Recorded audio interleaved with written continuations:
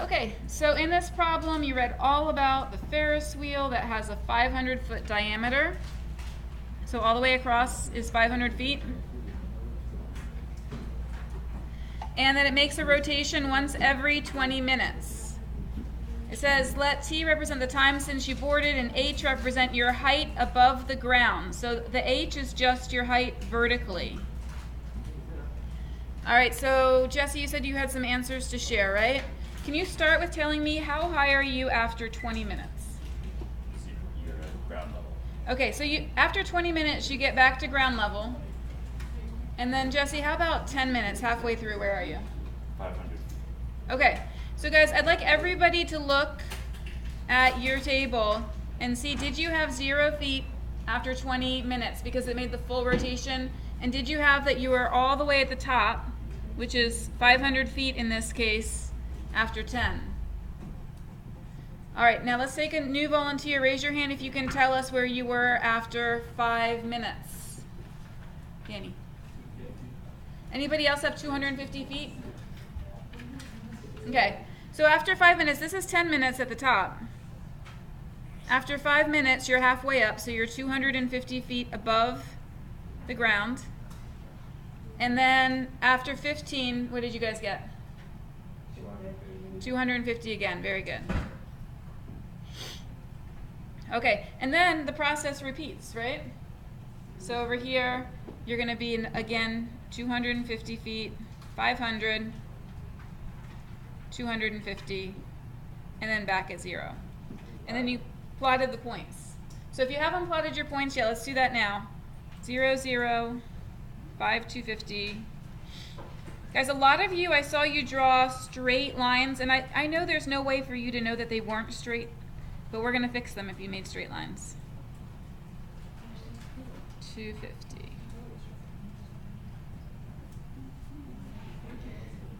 All right.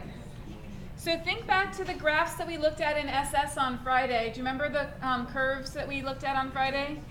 Those are called sinusoidal functions. Sinusoidal functions, they move in these waves, and they're not straight lines. So it should be curved like this. This is called concave up, and then this is called concave down. Okay, then another concave down, meaning like the curved part is on the downside. And then we're going to switch to concave up.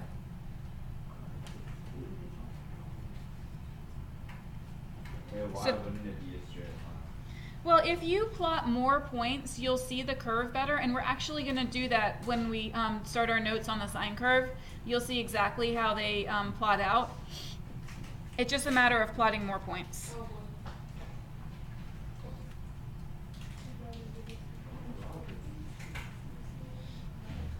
Oh, and 40. Okay, so I would like you to please fix your graph so that it looks sinusoidal. It's a fun word. It makes you sound smart. Sinusoidal.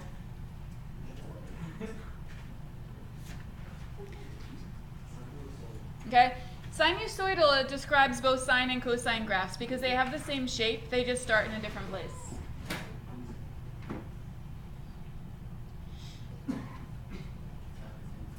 All right, let's see what the questions ask on the next page.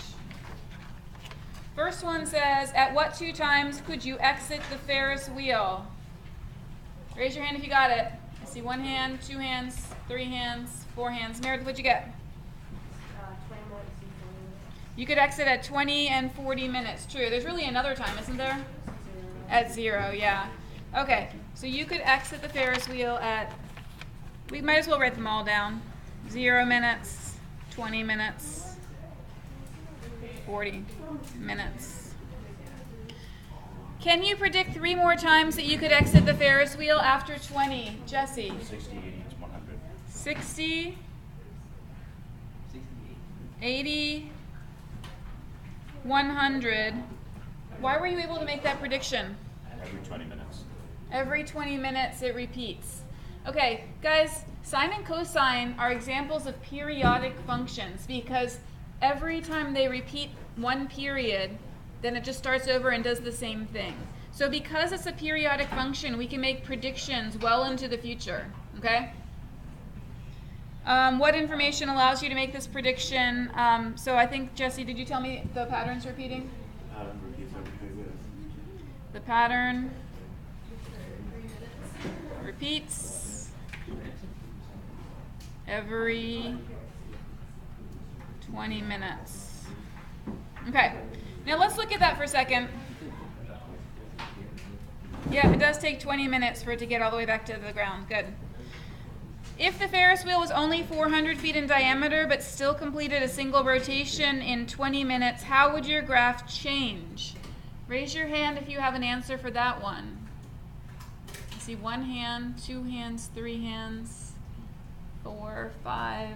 Christian, what were you thinking? I think the graph would have a slightly smaller amplitude. Oh, wow, because you got that word on Friday, right? That's a good vocabulary word. He said the graph would have a slightly smaller amplitude. Did anybody describe that with different words? Meredith? What would get wider? The peaks would get wider. Okay. I think that's true. I just wrote down the graph with the new information. Oh, okay. And so then Jesse just made a picture of it. Michelle? I said the Y values would be smaller. The Y values would be smaller? Okay, these are all really great ways to describe it. So if what Christian said made sense to you, that the amplitude would be smaller, then feel free to write that. But if you don't have that vocabulary word yet and you'd like to describe it in more familiar words, you can use Michelle. She said that the Y values became smaller, which is still a very exact way of describing mathematically what happened, okay?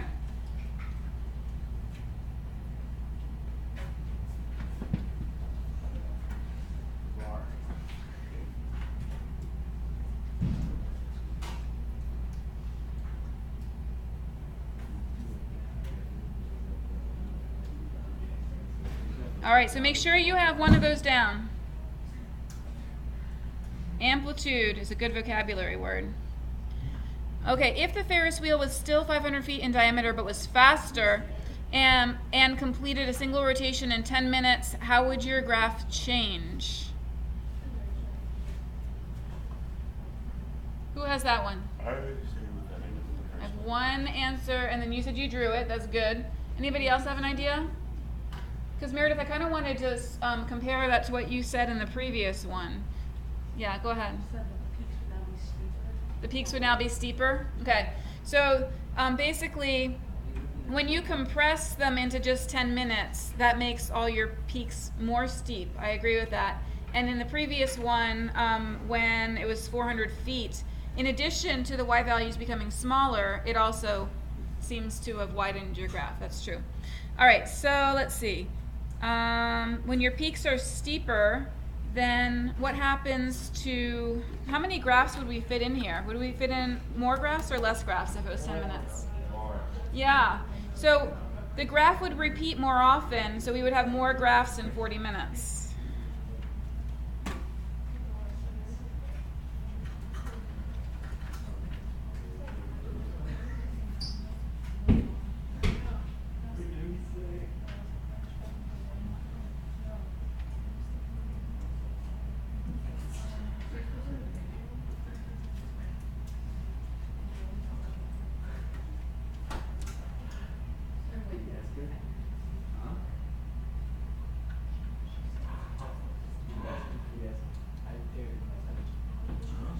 All right, and then I want you to take a minute to discuss your answers for number 5 with your group, and I will be back with you in just a minute.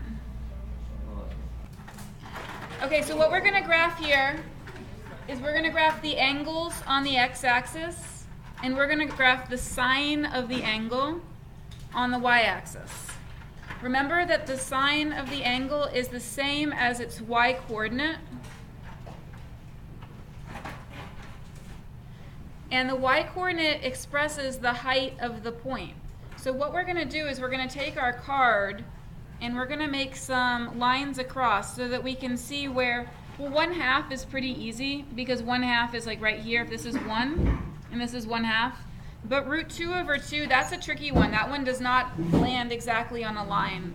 So what I'm going to do is I'm going to make some lines across, first at 1/2, which should land right on that line there. And then I'm going to make a line across at root 2/2 so I can see where these land. Okay, So I lined up this 1/2 with this 1/2 right here. And I'm making just a dashed line across. This line is just telling me where is 1/2 on my graph. And I can see the line there, so I don't really need the straight edge for this part. And then I'm going to use a new color, and I'm going to do root 2 over 2. Now on your calculator, you can find out approximately what root 2 over 2 is, but it is equal to the height right here. It's not going to land exactly on this line. It's not 0.75. Looks like it's a little bit below 0.75.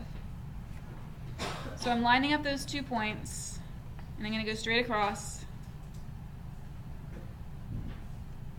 And this should be a height of approximately root 2 over 2, just given some human error.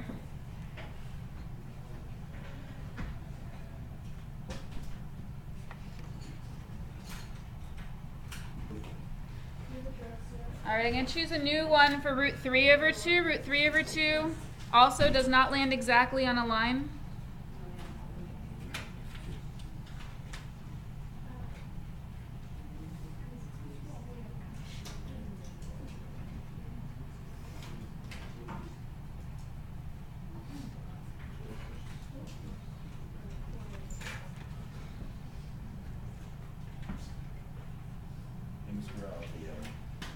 Root 2 over 2 doesn't really match up with them.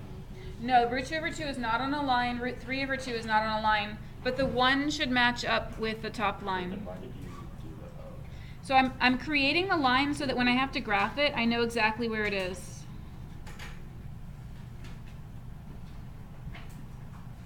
And then I'm going to do the same thing on the bottom. So if you want to, I'm going to correspond my color that I used red for the 1/2, and I'm going to use red again for the negative 1/2, but that's up to you.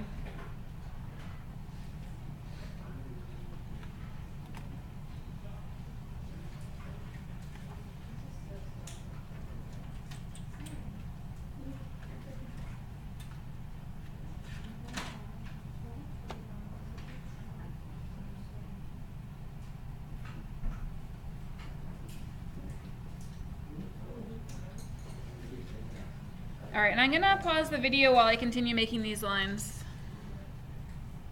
All right, I'm gonna graph the angles in the first quadrant to start. The first one I start with, the angle is 0, and the sine is 0. So my point is 0, 0. Yep, the angle is 0, and the sine is 0. So that's 0, 0. The next angle is pi over 6, and pi over 6 is not marked on my axis. But here's pi. How many boxes did it take to get to pi? 1, 2, 3, 4, 5, 6. It took 6 boxes to get to pi. So how many boxes would make pi over 6? 1, right. Because this is a 1/6 of the pi. That's 2 6, 3 6, 4 6, 5 6, and finally 6 6. So this is pi over 6 right here. All right, so for pi over 6, I'm supposed to graph the sine, which is 1/2. So I'm going to go up to the red line. See? Pi over 6, 1/2, red line.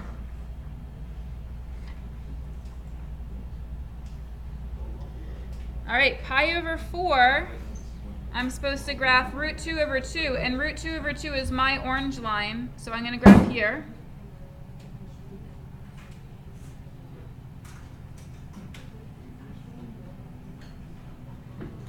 Pi over 3, the sine is root 3 over 2. Pi over 3 is right here because this is 2 pi over 6. 2 pi over 6 is pi over 3. So this one here is pi over 3. And that one goes up to the green line. So that's root 3 over 2. And then pi over 2 is right here. And the sine is 1. It's the y value. So it's right there. So if you can see, if you graph this, it's going to have a curve to it, like that.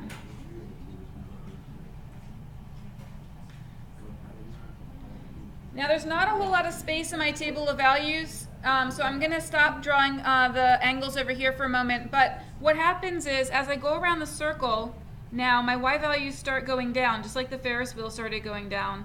So my next point's here, and then at 3 pi over 4 it's here, and at 5 pi over 6, this is 5 pi over 6. Okay, it's here. Now notice, some of these land on the lines, but the pi over 4s, they don't land on the line, they land between the lines. And then it goes back to pi. So graph that one. And make sure your neighbor has some nice rounded curves and not straight lines. Help them out. So pi over 3 is root 3 over 2. And I just went to pi over 3 on the unit circle, and then I grabbed the y value. That's all. Yeah, so root 2 pi over 2 would just be 1. So yeah, at pi over 2, the sign is 1. Okay, then what happens is your y values start going down into negative numbers. So you can see I'm going to go below the x-axis now. So the next one is 7 pi over 6, that's here. And then 5 pi over 4 is between the lines, that's on the orange. 4 pi over 3 is on this line.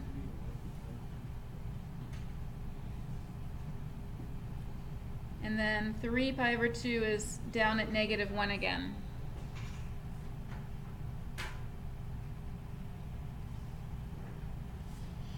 And then as you can guess, it's going to go back up again.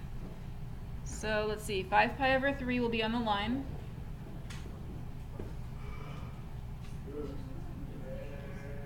Seven pi over 4 is between the lines. And 11 pi over 6 is on the line. And then 2 pi is back up here. Okay. So all this information came from our unit circle. We took the angles, put them on the x-axis, and we put the sine of the angles on the y-axis. Now what's going to happen if after I go around the circle again? What will happen to my y values? Do they go up or down after I pass 0? They go up, and then they go down. Okay? So the y values go up, then they go down, they go negative, then they come back up to 0 again. So this period repeats over and over again. Periodic functions, they repeat forever.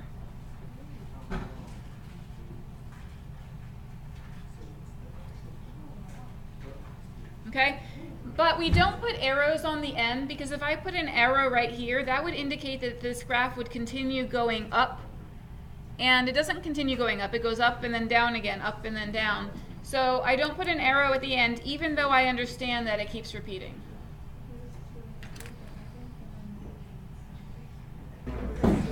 So the domain is negative infinity to infinity, and the range is negative 1 to 1. All right, so on the x-axis, you have your angle. On the y-axis, you need to mark negative 1 and 1.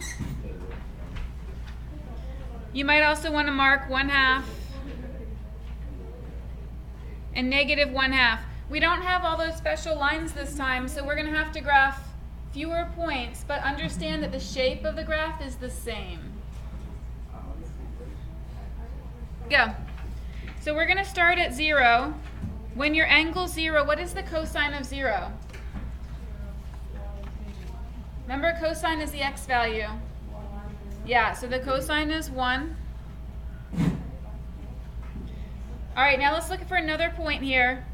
The cosine's the x value. I'm going to skip over these because I don't have those on my graph. I'm going to go to this one.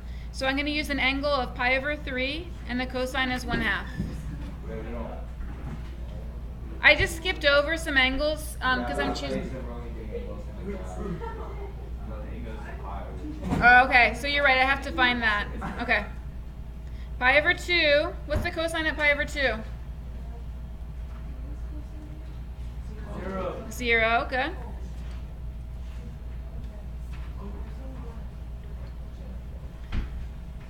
Let's see. I want to make it all the way around the circle, but I think I'll do one more 1/2. So this is going to be 2 pi over 3 and a cosine of negative 1/2.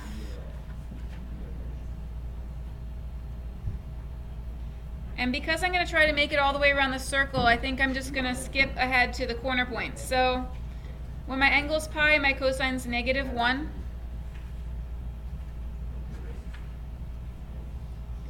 When my angle is when my angle is 3 pi over 2, I have a cosine of 0.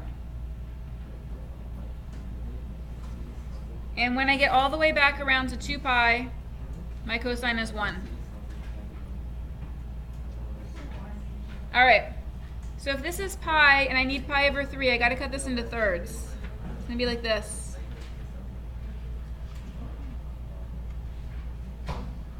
Okay, pi over 3 and 2 pi over 3. This is a full pi, and I split it into thirds. So I have 0, 1, pi over 3, 1/2, pi over 2, 0, 2 pi over 3, -1/2, pi is -1.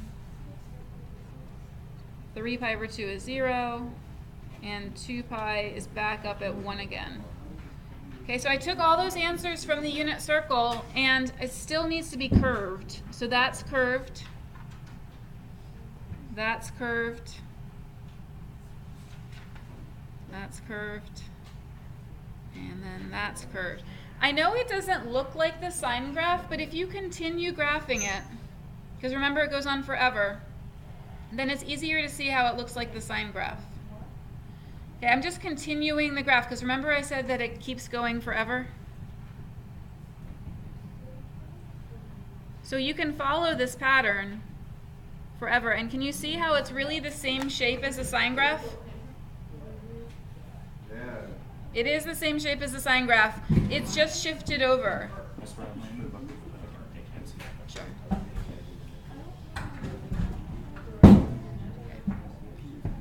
So notice the sine graph starts at 0, 0. It doesn't really start there since there is no start point. But we started graphing it at 0, 0. And the cosine graph started at 0, 1. Okay, your domain, because it still continues in both directions, your domain is -infinity until what? Infinity, good. Your range starts at what smallest y value? -1, and it goes all the way up to 1. Okay, so I'll pause for a second while you catch up on that. When you are graphing from now on, you don't need to worry about graphing 20 points for each graph. You can graph 5 points, 5 key points. So write your note on the top, graph 5 key points, keep your sinusoidal shape, okay? Graph 5 key points, keep the sinusoidal shape. So you can graph just 5 points, but remember how the curve will look, and don't draw straight lines. The first one we're drawing is exactly the same one from your notes. So we're going to see if you guys can remember what the numbers are. What's the highest number on the y value? 1, good. And the lowest number? -1. Actually, I'm going to move those a little bit smaller just because it will help me compare to my other graphs in a sec. I'm going to put the 1 here. Just a personal choice, really. And then -1 here. Okay, the sine graph, what was the sine? Let's see, here's theta, and here's the sine of theta. What was the sine of 0? 0, good. What was the sine of pi over 2? 1. So remember, the sine graph started in the middle, then it went up, then at pi it went back to what? The sine of pi is 0. Okay, these are the problems that you learned how to solve last unit. The sine of pi is 0. The sine of 3 pi over 2 is what? -1, I heard it, thank you. I like that. And then the sine of 2 pi is how much? 0. So these are your 5 key points. When you're graphing, you're allowed to use just these 5 points, but you have to draw the right shape in. So draw the curve. It makes like a mountain and then a valley. Okay, now if you want to graph more than one period, you can follow the shape back into the other quadrant.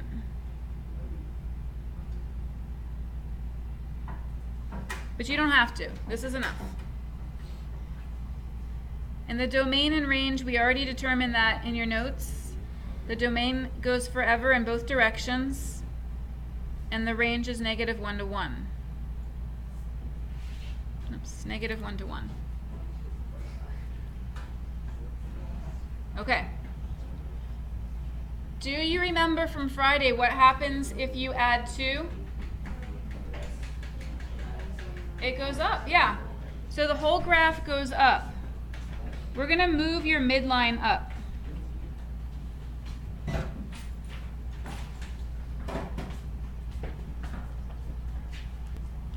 All right, so that means the +2, I'm going to do a dashed line at 2, and I'm going to have to label these 1, 2, 3, 4 this time so I have room for this. So I'm going to go like this. That's the middle of my graph.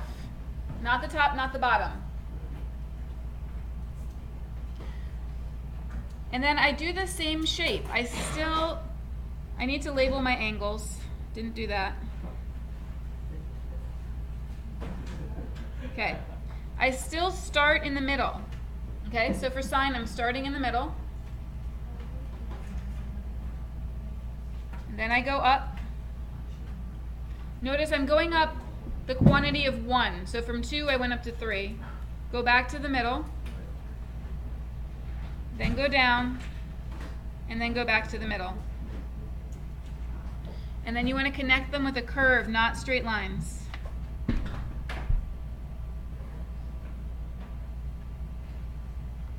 And you can still continue your pattern backwards.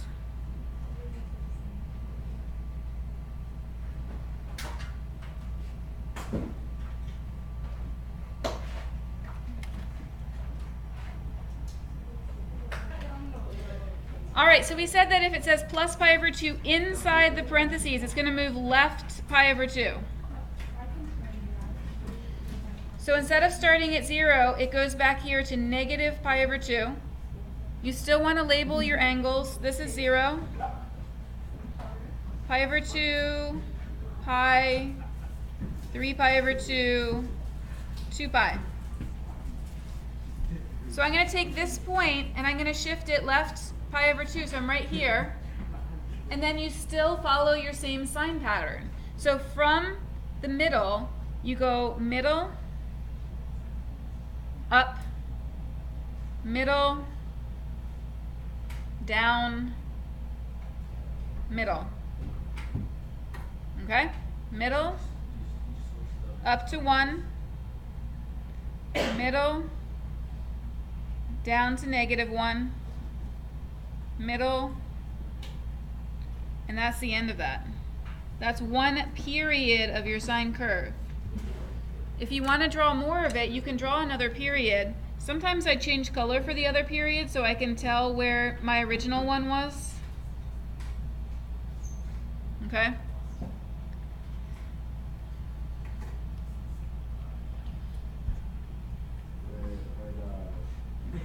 Go ahead. If you shift it over to the left, Uh-huh.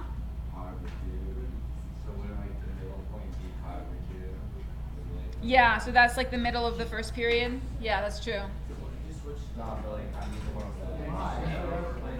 Guys, I can't hear the question. Can you quiet down for a minute, please? Go ahead. I mean the one on the y-axis. Are you talking about one that's here or new problem? 1, 2, or 3? On 3. On number 3, okay. So I shifted, oh, the one that was on the y-axis. So I shifted this one. Is that what you're talking about? I shifted that one left. Basically, I shifted all the points left. Is that what you did also? Yeah, but what I'm saying is since you shifted them left, Uh-huh. would the points, like the labels also shift left? Oh, I see what you're saying. No, so that's a good question. So you are actually shifting to start at a new angle, okay? Okay. All right, let's talk about this general form of your sine and cosine equation. We said that if you have a plus c inside, that's going to move your graph to the left.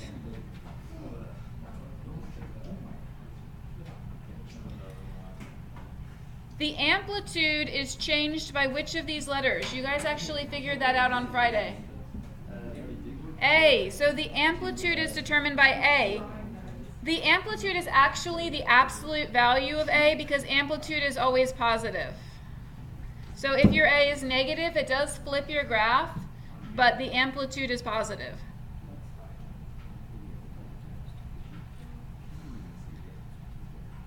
Okay. And the period is how long the function is before it repeats. So it's the horizontal length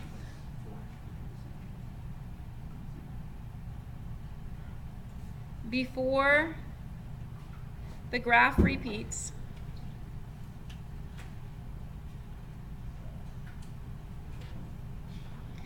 And the period has a formula. We're going to deal with this formula next class, not today, but the period formula is b over 2 pi.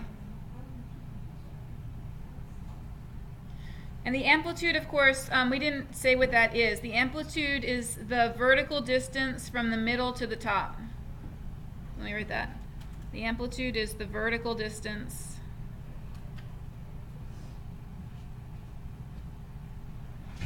from midline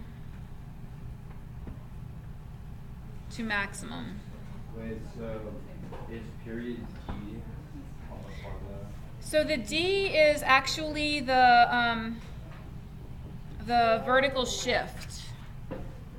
So D is the vertical shift. That moves it up and down. And then the amplitude is the absolute value of the A.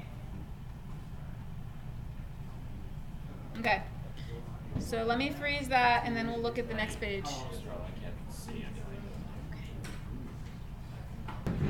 All right, I'm going to do problems 4 and 7, and then I'm going to give you guys some time to work on 5 and 6.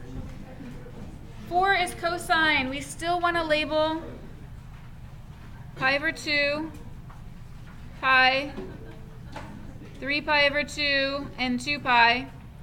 And it's really your choice where you want to put 1 and -1 as long as they're evenly spaced.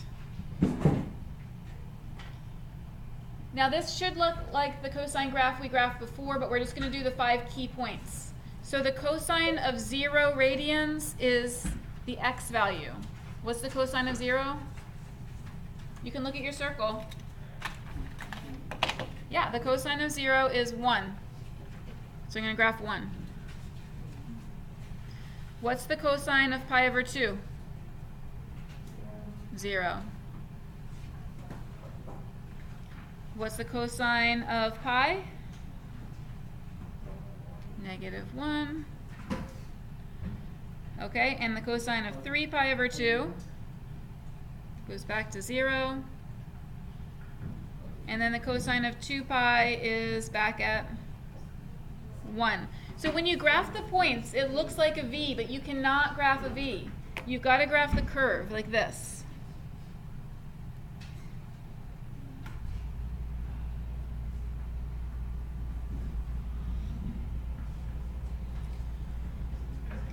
That's just one period of it. Remember that it would repeat, so you can repeat it in a different color if you want.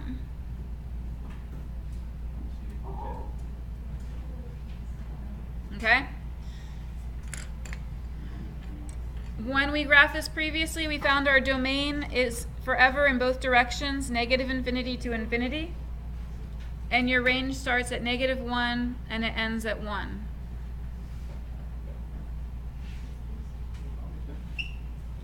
So I'm going to go straight to the hardest example over here. And I'm going to label the same way first. Pi over 2, pi, 3 pi over 2, 2 pi, and 1, and -1, 2, and -2. Okay. The -1 shifts which way, guys? Right. If it was inside the parentheses, it would be left or right, but it's outside the parentheses, so it's going to be what? Down 1. Good. Move your whole midline down 1.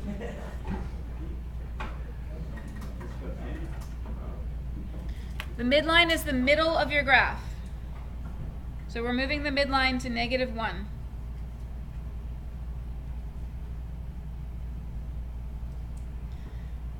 All right, this is going to shift the graph which way?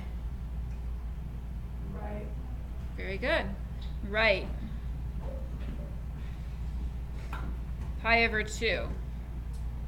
All right, so let's look at the pattern here so that we can copy our pattern over here. Our pattern is up, middle,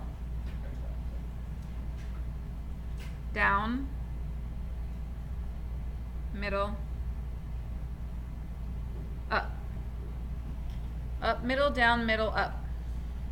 So when we start right pi over 2, we don't start on the line, we actually start up here. Okay? So I went 1 above the midline.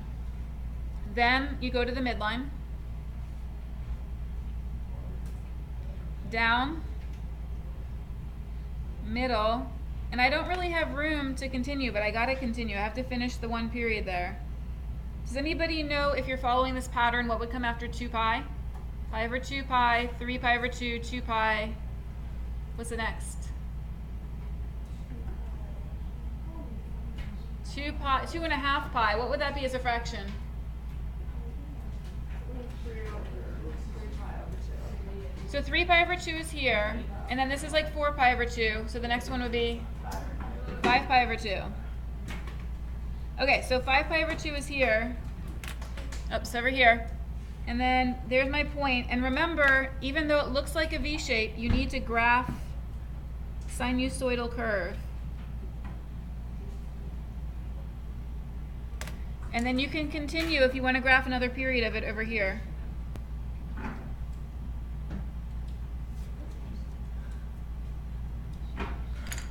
For sine and cosine, your domain will always be the same. That's like an easy question. But this time, my range starts at what smallest number? -2, and it goes up to 0. Okay. I'm going to pause here. You guys are going to work on 5 and on 6. Remember, for each of these, you're transforming the parent function, okay?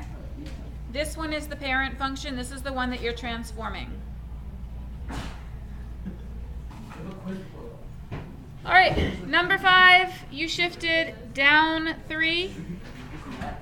So I want you to mark pi over 2 pi, 3 pi over 2, 2 pi, -1, -2, -3, -4, and make your dashed line at -3. And then because it's cosine, you need to start up. So up, middle, down, middle, up. And graph your curve.